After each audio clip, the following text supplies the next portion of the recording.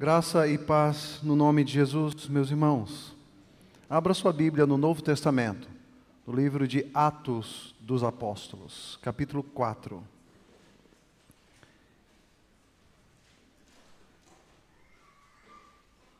Antes de lermos o texto, eu gostaria de me dirigir às nossas crianças, aos nossos filhos nessa manhã, para passar a elas uma tarefa que fala muito bem a respeito daquilo que nós vamos ouvir e aprender nesta manhã na Palavra de Deus.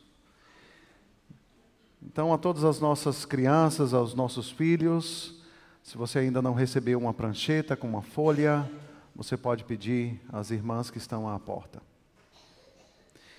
Vamos lá então. A tarefa de hoje, na realidade, é um exercício que deve ser feito não somente hoje, mas sempre que possível. Eu gostaria de encorajar as crianças a sempre perguntar ao papai e à mamãe como eles podem orar pelos seus pais. Papai, como eu posso orar por você? Mamãe, como eu posso orar por você?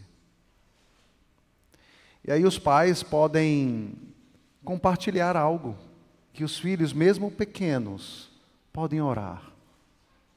Não que os pais vão despejar nos filhos todas as preocupações normais da vida adulta, mas para que possamos instruir os nossos filhos a orar, porque somos uma igreja que ora. Somos uma igreja que deve viver em dependência ao orar. Portanto, pergunte ao papai e à mamãe, como eu posso orar por você? E desenhe a você mesmo orando pelo seu pai e pela sua mãe. Esse é o desenho que fala muito a respeito daquilo que nós vamos ouvir e aprender na palavra de Deus nesta manhã. Atos dos Apóstolos, capítulo 4, a partir do verso 23, nos diz: Uma vez soltos, Pedro e João procuraram os irmãos e lhes contaram tudo o que os principais sacerdotes e os anciãos lhes tinham falado. Ouvindo isto, unânimes levantaram a voz a Deus e disseram: Tu, soberano Senhor, fizeste o céu, a terra, o mar e tudo o que neles há.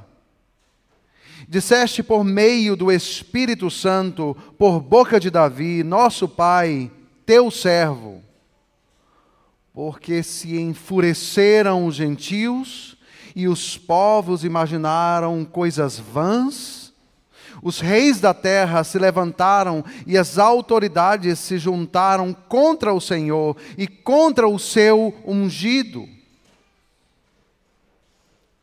Porque, de fato, nessa cidade, Herodes e Pôncio Pilatos, com gentios e gente de Israel, se juntaram contra o teu santo servo Jesus, a quem ungiste, para fazerem tudo o que a tua mão e o teu propósito predeterminaram. Agora, Senhor, olha as ameaças deles e concede aos seus servos que anunciem a tua palavra com toda a ousadia. Enquanto estendes a tua mão para fazer curas, sinais e prodígios por meio do nome do teu santo servo Jesus. Tendo eles orado, tremeu o lugar onde estavam reunidos. Todos ficaram cheios do Espírito Santo e com ousadia anunciavam a palavra de Deus. Vamos orar, meus irmãos. Pai amado, te pedimos encarecidamente que o Senhor Deus fale com cada um de nós, a começar de mim. Estamos diante da tua palavra e cremos que ela é poder de Deus, usada pelo teu Santo Espírito para nos instruir, para nos orientar, para nos animar, para nos consolar, para nos repreender e confrontar. Toma-nos, ó Deus, nas tuas mãos, abre os nossos olhos, cativa mentes e corações diante da tua palavra. Essa é a nossa oração e a fazemos, no nome de Jesus. Amém. Uma igreja que ora. Uma igreja que ora. Queridos, esse texto está dentro de um dos principais livros do Novo Testamento. Atos dos Apóstolos nos fala a respeito do início da vida da igreja primitiva. Nós ouvimos pela boca de nossa irmã Doris, citando o texto de Atos, capítulo 1, verso 8, quando podemos ler na Escritura Sagrada que o Senhor Deus cumpre a sua promessa quando Ele dirige os seus apóstolos, os seus discípulos para Jerusalém, para que do alto pudessem ser revestidos ou recebessem o Espírito Santo. E a partir daquele evento, o evento que ocorreu durante a festa de Pentecostes, aquele movimento que começou com apenas 12 homens, e Cristo incendeia toda a Europa e parte da Ásia com o Evangelho de Jesus Cristo. Apenas 12 homens.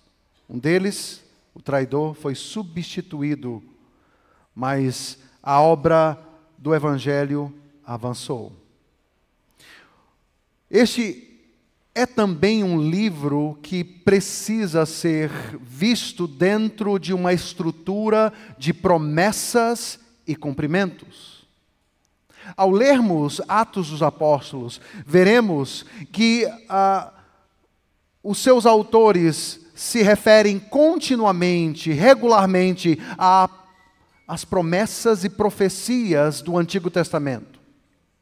Por exemplo, quando Pedro prega o seu famoso sermão em Jerusalém, no dia em que o Espírito Santo é enviado e cai sobre os discípulos, então ele se refere às profecias de Joel, dizendo, hoje essa profecia cumpriu-se. Essa profecia cumpriu-se. Ao longo do livro de Atos dos Apóstolos, quando os apóstolos impõem as suas mãos, os cristãos recebem o Espírito Santo de Deus. É importante perceber que esta é uma atividade peculiar ao livro de Atos dos Apóstolos. Até porque os cristãos nem conheciam o Espírito Santo. Eles conheciam a mensagem, eles tinham ouvido falar de Jesus Cristo, mas sobre o Espírito não o conhecemos. Os apóstolos oram e eles recebem o Espírito Santo de Deus como cumprimento das profecias veterotestamentárias. Eu derramarei do meu Espírito sobre toda a carne.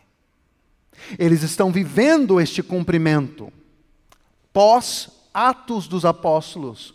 O que nós veremos nas cartas de Paulo, nas cartas de Pedro e João, é que ao crermos no Senhor Jesus Cristo, o cremos porque recebemos o Espírito Santo de Deus.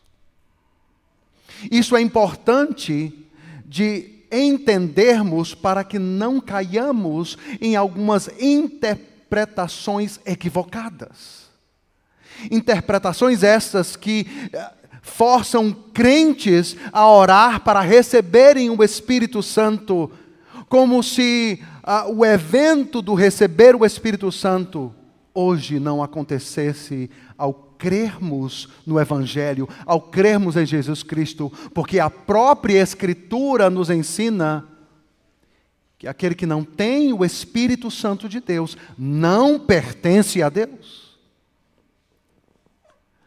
Obviamente, o livro de Atos dos Apóstolos é recheado de sinais e prodígios que eram conduzidos pelos apóstolos do Senhor. Eles pregavam, eles curavam, eles falavam de uma forma ousada. E eles estavam como representantes de Cristo ali naquele momento para estabelecer o fundamento da igreja cristã. Dito isso, olhando para o livro de uma forma mais panorâmica, nós podemos olhar para o nosso texto, a partir do versículo 23. Mas o seu contexto, ele começa a acontecer no início do capítulo 3. Quando podemos ler que Pedro e João, eles vão ao templo, e eles se deparam com um coxo que está a pedir esmolas. E aí Pedro olha para aquele homem e diz: olha, eu não possuo nem prata e nem ouro, mas o que eu tenho, isso te dou. Em nome de Jesus Cristo, o Nazareno, levante-se e ande. A Escritura Sagrada diz que ele toma o homem pela mão direita, ajudando-o a levantar-se. Imediatamente os pés daquele homem e tornozelos se firmaram, e dando um salto, ficou em pé e começou a andar entre aqueles no templo, pulando e louvando a Deus. Um milagre notório. Notório. Todos foram testemunhas daquele grande milagre. A sequência nos mostra Pedro em um poderoso sermão. Ele prega, e em sua pregação, ele faz referência a Jesus Cristo, dizendo: olha, nós pregamos a Cristo, que vocês crucificaram. Este morreu, este ressuscitou. E é no nome deste que nós pregamos. As autoridades, sacerdotes e anciãos se reúnem e levam Pedro e João presos. Eles são exortados a não mais anunciarem a Jesus Cristo. Eles são corrigidos. Mas neste mesmo momento, a igreja reunida está orando por Pedro e por João. Por Pedro e por João. Mesmo ouvindo a ameaça dos líderes da igreja, eles continuam a pregar o Evangelho. E é nesse momento que eles se aproximam, são liberados, continuam a pregar o Evangelho, pois eles dizem: não podemos obedecê-los, porque recebemos este comissionamento do Senhor. Do Senhor. Isso já nos ensina que a nossa submissão às autoridades, elas devem acontecer até quando essas autoridades não se contrapõem contra aquele que é maior do que eles, a saber, o nosso Deus e Senhor. Devemos ser bons cidadãos, obedientes às leis. Mas quando estas leis se levantam contra a palavra de Deus e o que aprendemos na palavra de Deus, ficamos com a palavra de Deus. É assim que este povo, lá na igreja primitiva, sendo fiéis à palavra de Deus, dependentes do Senhor em oração, foram perseguidos. E esta perseguição fez com que eles se dispersassem sobre a Europa. E esta dispersão e esta provação foi usada por Deus para que o Evangelho avançasse sobre a face da terra. Mas, queridos, quantas coisas nós podemos aprender com o texto que acabamos de ler e com Atos dos Apóstolos. Podemos aprender a orar com alguns elementos presentes na oração deste povo, desta igreja. É importante trazer à nossa memória alguns ensinamentos básicos da palavra de Deus. Porque muitas vezes é na simplicidade que recorrentemente erramos. O texto nos ensina que uma igreja que ora, ela experimenta algumas coisas. Ela expressa algumas coisas. Ela ensina algumas coisas. Ela permanece firme diante das situações horrendas, difíceis, que este povo passou. Querido, ser um crente no primeiro século não era uma tarefa fácil. Lembrem-se, eles eram tidos como uma seita saída do judaísmo. Lembrem-se que eles foram perseguidos. Os primeiros séculos, se pudéssemos espremer as páginas da história, rios de sangue sairiam dessas páginas. Homens e mulheres, lançados aos leões no Coliseu Romano. Homens e mulheres que não tiveram por preciosas as suas próprias vidas. Para crer em Jesus, deveriam estar dispostos a abrir mão de suas vidas, de suas famílias, de seus filhos. E é por isso que, em tempos de perseguição, a igreja se levanta com mais força. Com mais força. Ela cresce, ela avança, porque as portas do inferno não prevalecerão contra a igreja de Cristo. Quando olhamos para os países perseguidos, nós podemos dar conta de homens e mulheres cheios do Espírito Santo de Deus. A China, um lugar inóspito e hostil ao Evangelho de Cristo, é naquele lugar que aproximadamente 1000 pessoas entregam as suas vidas a Jesus Cristo diariamente. Diariamente. Os nossos irmãos estão sendo alcançados na China. Mas eles não têm esta bênção de terem um templo, um local tão belo, confortável para adorarem o Senhor. Eles se reúnem em masmorras. Eles tomam alguns barcos, algumas navegações, e eles entram mar adentro, quilômetros adentro, para lá em alto mar, terem momentos em que eles podem elevar as suas vozes e louvar a Deus, o Deus a quem eles creram. Eles precisam memorizar trechos da Escritura e até mesmo arrancar algumas páginas das poucas Bíblias fornecidas, para que aqueles textos estejam memorizados na sua mente e no seu coração. Podemos aprender com estes irmãos preciosas lições. Preciosas lições. E a primeira delas é: eles trazem à memória a soberania de Deus e os feitos de Deus. Eles trazem à memória a soberania de Deus e os seus feitos. Não é isso que nós lemos no texto? João, Pedro, chegam para eles e eles contam o que aconteceu. Eles contam o que aconteceu. Eles foram presos pelas autoridades religiosas. Eles foram proibidos de pregar o Evangelho.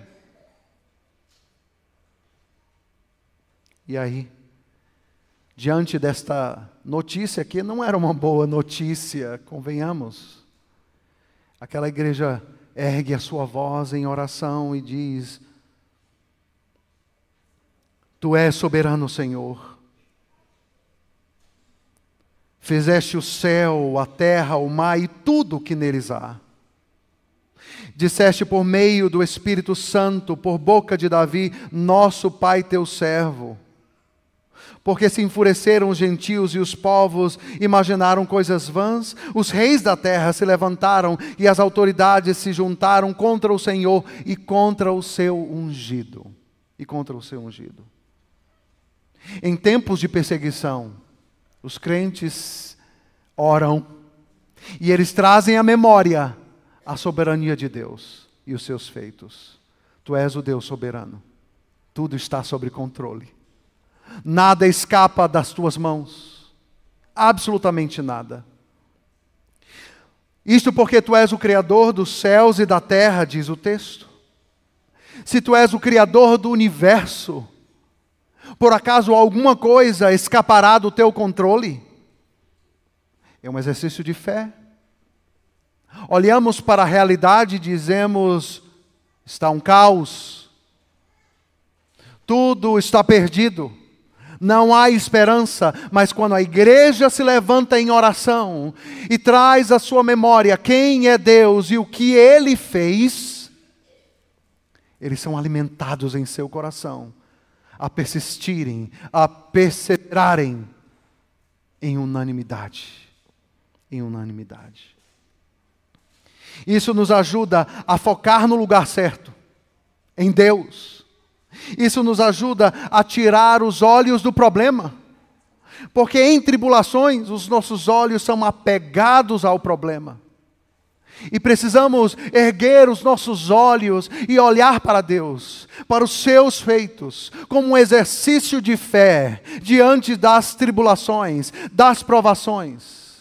Precisamos orar e trazer à nossa memória quem é Deus e o que Ele fez, meus irmãos.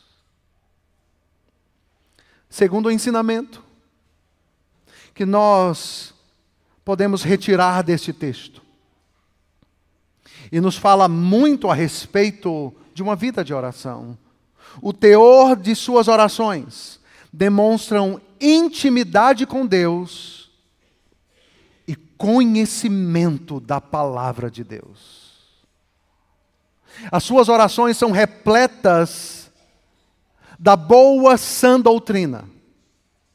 As suas orações são, na realidade, o orar às Escrituras Sagradas. Porque é impressionante o teor desta oração. Porque aqui, as suas palavras são literalmente citações do Antigo Testamento. Eles oram os Salmos 2, verso 1 e 2. Eles oram outros trechos da Escritura. E eles trazem à tona um tema que está bem ligado, conectado à primeira parte de sua oração, quando eles lembram da soberania e dos feitos de Deus. Ao citarem o Salmo de número 2, o versículo de número 27 nos diz: porque de fato nessa cidade Herodes e Pôncio Pilatos, com gentios e gente de Israel, se juntaram contra o teu santo servo Jesus, a quem ungiste. Agora prestem bem atenção o que o teor desta oração nos ensina. Verso 28. Para fazerem tudo o que a tua mão e o teu propósito pré-determinaram. Uau! Tudo está sob controle. Esse trecho da oração daquela igreja traz à tona a doutrina bíblica da soberania de Deus. Traz à tona a doutrina dos decretos eternos de Deus. Nada acontece por acaso. Nenhum dos atos dos seres humanos acontecem aleatoriamente. Todos estão sob o controle soberano de um poderoso Deus.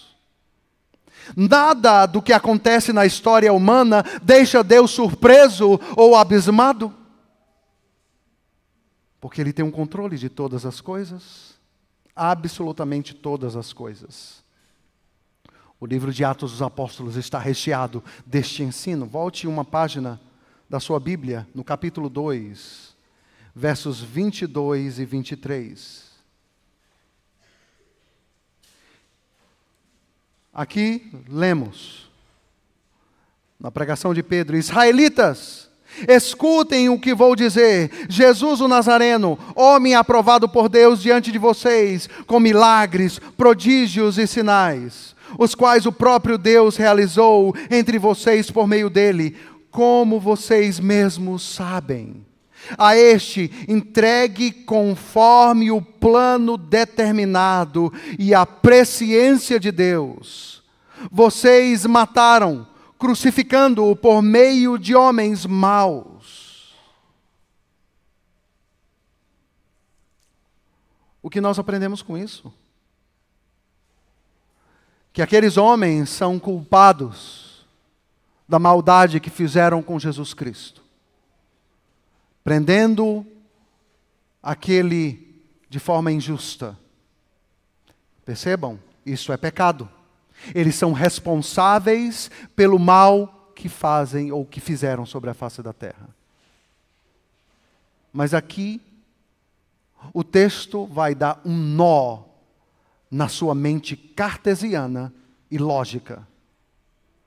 Porque aquelas pessoas fizeram o que estava predeterminado por Deus. Pôncio Pilatos, Herodes, os gentios e o povo de Israel se reuniram naquele lugar e, usando de suas liberdades, pecaram contra o Senhor Jesus Cristo. Ponto. Isso é uma verdade na Escritura.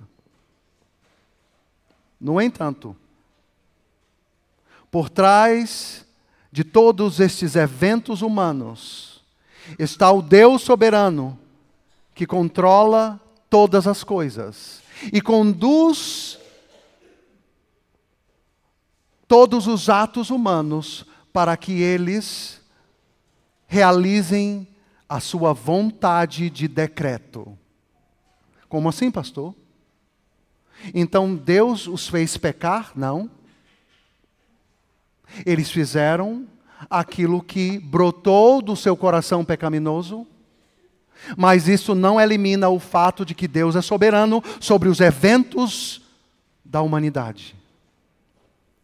Eis aí duas verdades irreconciliáveis. Elas não cabem na nossa mente finita. Elas nos lembram que somos finitos seres humanos. Se isso deu um nó na sua mente, então conforme-se com esse nó, porque ele não vai desatar. Porque nós aqui nos deparamos com a infinita sabedoria de um Deus eterno. A responsabilidade humana, a liberdade humana não elimina a soberania de Deus. E a soberania de Deus não elimina a liberdade e a responsabilidade humana. As duas coisas estão correndo nas avenidas da palavra de Deus, da palavra de Deus. Isso é estonteante. Vejamos mais um versículo. Atos capítulo 13, versículo 48 nos diz: e creram todos os que haviam sido destinados para a vida eterna. Uau! E creram todos os que estavam destinados à vida eterna. Meus queridos, isto não é doutrina da igreja presbiteriana, isto é ensino da Escritura Sagrada que os reformados leram na Bíblia e colocaram em papéis e sistematizaram. Mas este é o ensino da Escritura Sagrada. O que nós devemos fazer como igreja? Pregar o Evangelho. E é isso que eles estão pedindo ao Senhor. Para que este Deus soberano, que tem o controle sobre todos os eventos da humanidade, inclusive sobre os eventos pecaminosos dos homens, de Pôncio Pilatos, de Herodes, do povo de Israel e dos gentios, que este Deus auxilie os seus servos a continuarem E eles dizem em verso 29, agora, Senhor, olha para as ameaças deles e concede aos seus servos que anunciem a tua palavra com toda a ousadia. Enquanto estendes a tua mão para fazer curas, sinais, prodígios por meio do nome do Senhor, do santo servo Jesus. Essa era a oração.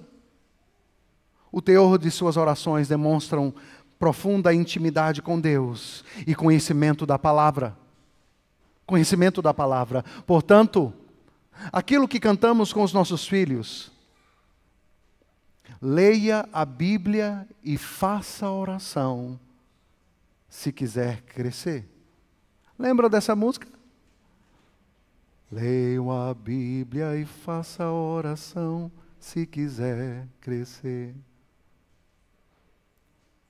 Tão simples, tão básico. Mas é isso que este povo está nos ensinando.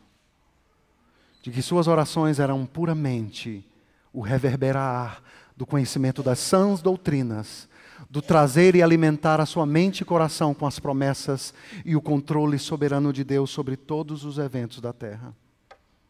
Mas essa oração nos ensina mais, essa oração nos mostra unidade em tempo de tribulação. Queridos, o versículo posterior, o versículo 32 do capítulo 4 nos diz, da multidão dos que creram, era um só coração e alma. Ninguém considerava exclusivamente seu ou sua nenhuma das coisas que possuía. Tudo, porém, lhes era comum. Da multidão dos que creram, era um só coração e alma. Queridos, esta carta foi escrita provavelmente no ano 62 depois de Cristo. No ano 66, Floro atacou aquela região onde eles estavam, mais de 3.600 pessoas foram mortas. No ano 70, Jerusalém foi destruída.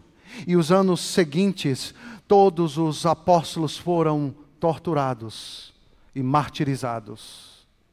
Os séculos que se avizinharam mostraram um circo de horrores, onde cristãos eram devorados, crucificados. Um dos imperadores romanos mandou crucificar centenas e centenas para ele se deleitar com a morte dos cristãos. Mas a igreja seguia firme em oração. Ela seguia firme em oração. O capítulo 2, versículo 42, nos diz, e perseveravam na doutrina dos apóstolos, na comunhão, no partir do pão, e nas orações. Essa igreja nos ensina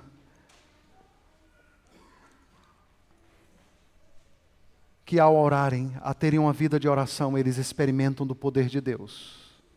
Uma igreja que ora, se mantém firme, não se abala. Uma igreja que alimenta o coração com a palavra de Deus, se mantém firme, não se abala.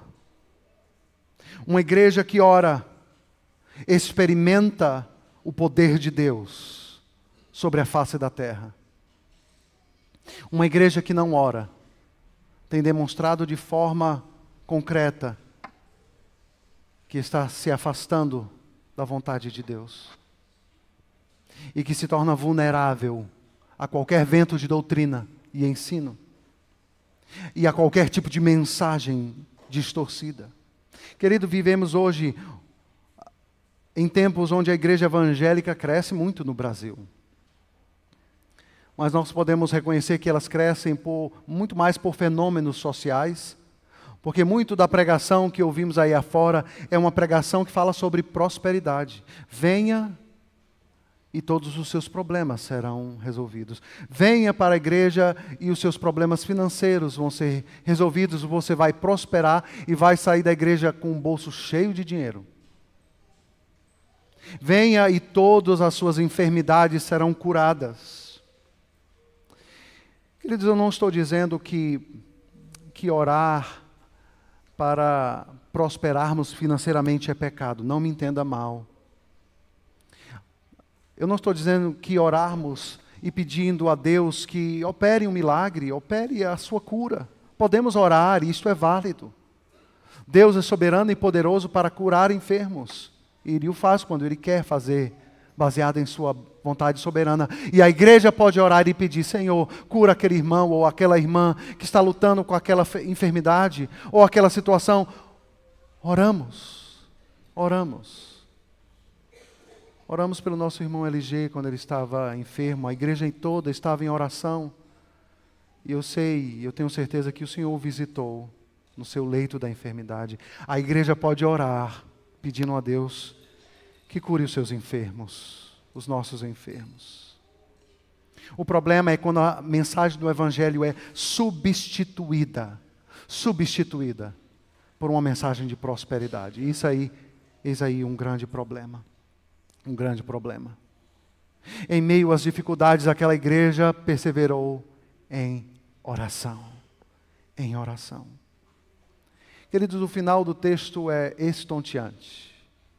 Porque o texto nos diz que, tendo eles orado, tremeu o lugar onde estavam reunidos. O livro de Atos dos Apóstolos é cheio desses prodígios, sinais e milagres. Aqueles homens foram autorizados pelo próprio Cristo, o Senhor Jesus. Eles são o fundamento da igreja. Aquilo que o Senhor Jesus entregou nas mãos deles. O ensino dos apóstolos é o ensino que nós fazemos a cada domingo aqui. O ensino que eles guardaram e ouviram de Jesus a cada dia, quando eles andaram com Cristo ao longo dos 3 anos. A Reforma Protestante não lançou uma nova teoria, uma nova mensagem. A Reforma Protestante simplesmente retornou no espaço e no tempo ao ensino dos apóstolos. Porque o ensino dos apóstolos é o ensino de Cristo. É o ensino de Cristo. Mas, indiscutivelmente, uma igreja que medita na palavra de Deus, uma igreja que se alimenta da palavra de Deus, uma igreja que tem intimidade com Deus, é uma igreja que se enche do Espírito Santo de Deus, para enfrentar lutas, para enfrentar tribulações, para enfrentar problemas, para enfrentar o desânimo, para testemunhar do amor e da mensagem do Evangelho. É uma igreja que não se rende. É uma igreja que olha para a realidade e enxerga a realidade pelos óculos da Escritura, pelos óculos ou pelo ensino da sã doutrina do Evangelho, da Palavra de Deus. Eis aqui uma igreja que ora. Uma igreja que ora. E nós devemos nos perguntar: como está a minha vida de oração? Como está a sua vida de oração? Esse texto nos exorta. Esse texto nos anima. Esse texto nos chacoalha. Esse texto nos faz dizer: eu sou mesmo crente. Esse texto deve nos fazer parar e meditar. Se nós estamos deixando de lado aqueles ensinos básicos que cantamos aos nossos filhos. Leia a Bíblia e faça oração. Uma igreja que ora é uma igreja que caminha na vontade revelada de Deus. Louvado seja o seu nome.